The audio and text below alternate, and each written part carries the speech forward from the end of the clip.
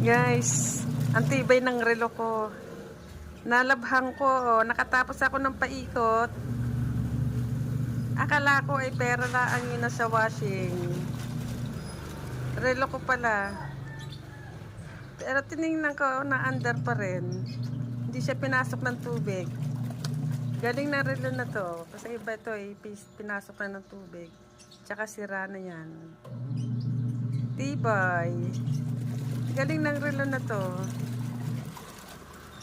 Water resistant. Di siya pinapasok ng tubig. Galing. Guys, ang tibay ng relo ko. Nalabhang ko, oh. Nakatapos ako ng paikot.